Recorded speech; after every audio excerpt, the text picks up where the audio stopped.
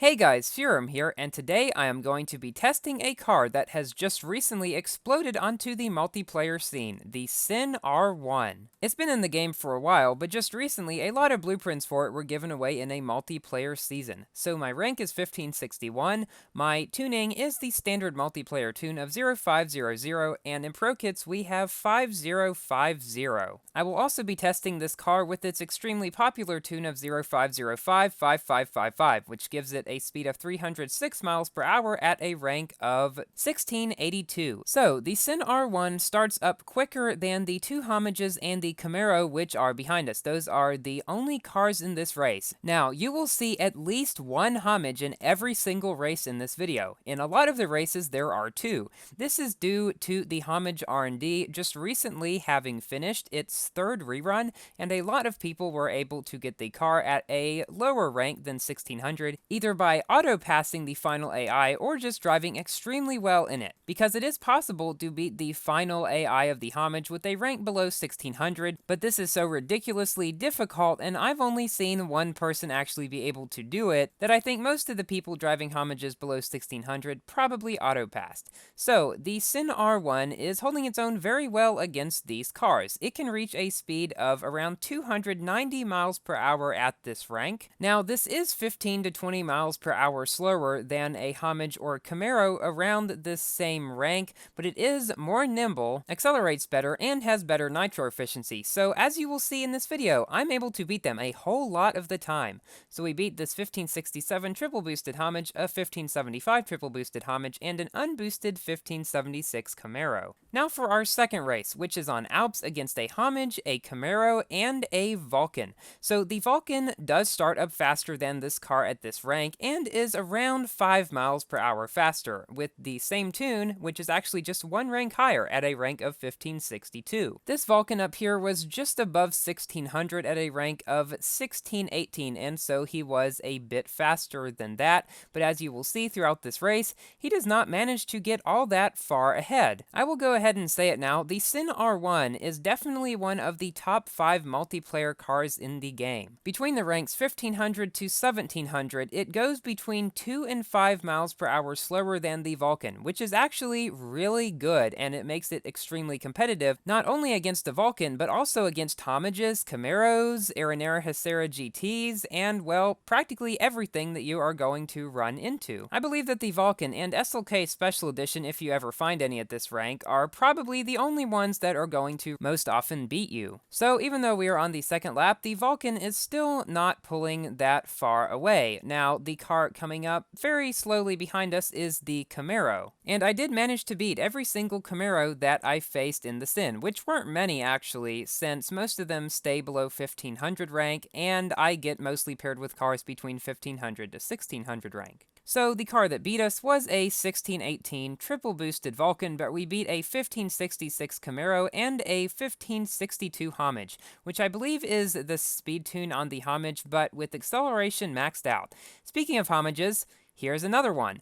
And two actually in this race, and interestingly enough, that Sin back there I see in another race in this video, and both times he starts in front of me, and both times he brakes and tries to stop me from getting around him. This time I was able to get around. Will it work the next time? Well, we will see. The car catching up directly behind me right now is one of the two Homages in this race. Since the Homage does have a faster speed at this rank, he is able to catch up and knock me down. Now you may be thinking, okay, well, the Homage has faster top speed, he's just going to get further and further ahead.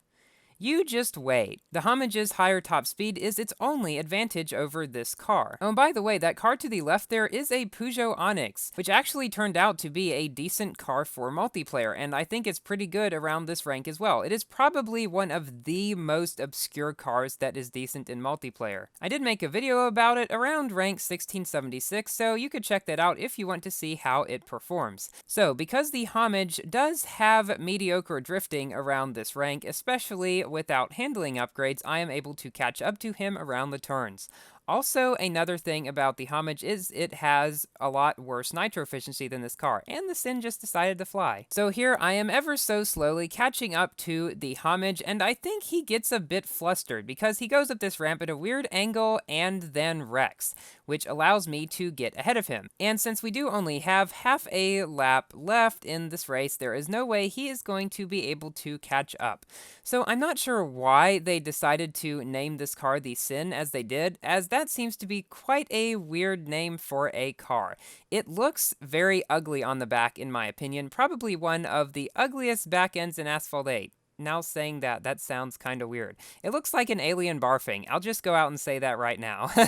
So, we have managed to beat this Homage along with another Homage and another Sin R1, all of which were higher ranked than me. Now, interestingly enough, I did actually get fairly good matchmaking in all of these races, even though I was not risking points. So in this race, we see the same other red Sin R1. Again, he breaks, but I do manage to get around him again. So yes, 2 for 2. One of the Sin R1's best characteristics is its ability to take corners extremely well. It reminds me a lot of the Vulcan in how it drives. It is probably one of the most Vulcan-like cars in the game, and is probably like 98% as good as a Vulcan. Mind you though, this is only when multiplayer tuned. It is not good for multiplayer at Max Pro because its speed is much too low to compete with the cars around there. But below rank 1600, it is very potent. Its drifting allows it to get around these corners with ease, and its extremely good nitro efficiency allow me to triple tap a lot of the time. So yes, I am very pleased with how this car turned out to perform. Here's an interesting fact about this car. When it came out, it was not actually given away in any special event. Instead, blueprints for it were given away in a time-limited event and a multiplayer event. I managed to get 6 blueprints out of that, but then, silly me, I sold them because I thought, oh well, I'm never gonna find any more, and yeah, it'll just be a waste of inventory space. But finally, I started saving some up again, and I got up to 5 by the time that I was able to get 12 for reaching Champion League, and so I only needed 1 more. Now, of course, Gameloft did not give it to me for a long time, so I caved and bought a blueprint for it in exclusive deals for $22.50. And I think it was worth it, because just look at all these homages we're beating. Now, interestingly enough, in the next race, every single car is a Sin R1 or Homage. Yes, these are the 2 most popular cars around this rank now. Now, here in this race, this white Sin R1 was slightly higher ranked than me, and so we had a bit of a big battle here at the beginning, because I took the turns better, but he was faster, until finally he pushed me to the side and knocked me down. This allowed him and another Homage to get ahead, but there is still another Sin R1 and another Homage behind me. I think multiplayer right now should be called Pigs versus Aliens. I'm sure a lot of you are aware of this, but the Lunar New Year 2018 update is coming very soon, bringing along with it some new music, which is long overdue since we haven't actually gotten any new music since the Great Wall track was added, which was quite a while back. And we're also getting an M2 Special Edition, an Audi R8 e-tron Special Edition, 2 other cars, and 2 bikes as well. So it looks actually to be a fairly promising update, at least better than the Hot Wheels, which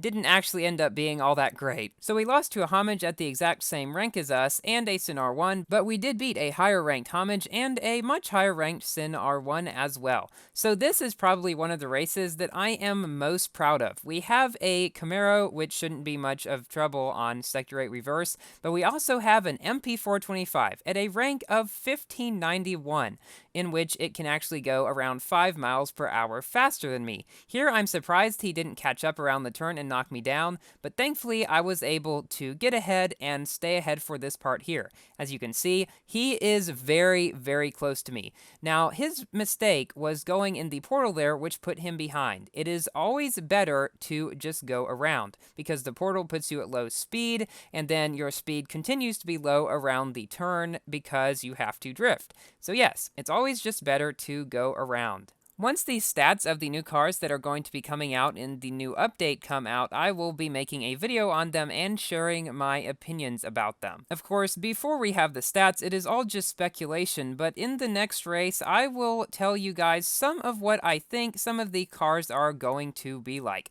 So this MP425 here has just fallen further and further away, and he still does not manage to catch up on the second lap. So we managed to beat him by several seconds, actually. He was, as you can see, a 1591 triple boosted MP425, and we also beat a 1556 Hommage, which does not do so great on Sector 8. Now we have a race on Venice against a Vulcan, a Holden Coupe, and at least one Hommage. So I promised that I would tell you guys some about the cars that are going to be coming in the update. The Audi R8 e-tron is going to be a Blueprint R&D car. The M2 Special Edition is going to be an Enduro Double Down Blueprint car. The Ariel Atom V8, which by the way I'm extremely excited for, is going to be a championship car, so that one hopefully will be fairly easy to obtain. It will also be blueprints. The other car that will be added in the update, the Vanda Electric Standrobium, which is extremely hard to pronounce, does not have any stats or anything given out about it yet, how it will be obtainable, but I'm assuming that it will be a fairly strong S-Class car. At least that's just what it looks like. But of course, I have no idea, and I do not think it will be dethroning the Vulcan. The two bikes are both Yamahas, and some people have speculated that one of them will be an Enduro Double Down bike.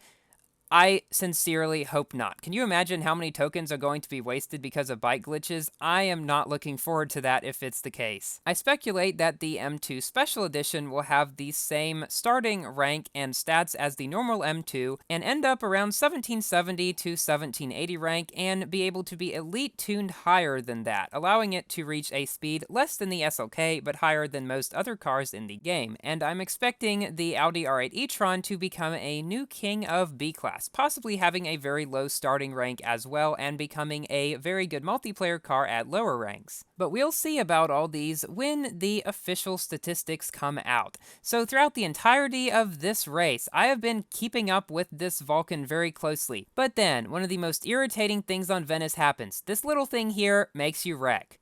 Yeah, you cannot knock it down. I'm sure many of you have experienced this, whether in multiplayer or not, and it's probably got to be one of the most irritating places to wreck in Asphalt 8.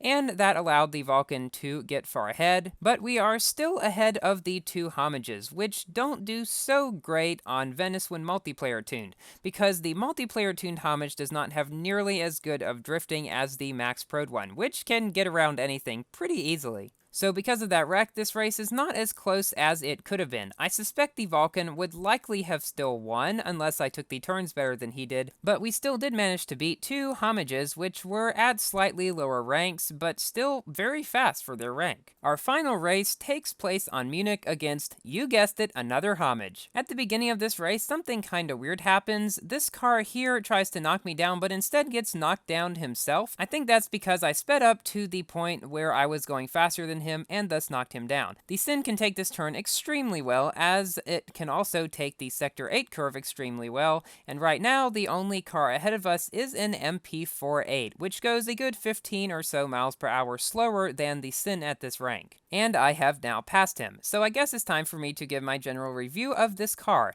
As I said before, it is one of the best 5 multiplayer cars in the game, and I would highly recommend saving up blueprints for it if you are very close, and even if you're not close, continue saving. Maybe there will be an assembly cup for it, we do not know. But once you assemble it, I would recommend tuning to either here or the full speed tune at 1682, which I will be testing fairly soon, hopefully. And get ready for a dinner of bacon, because the Hommage is a pig, get it?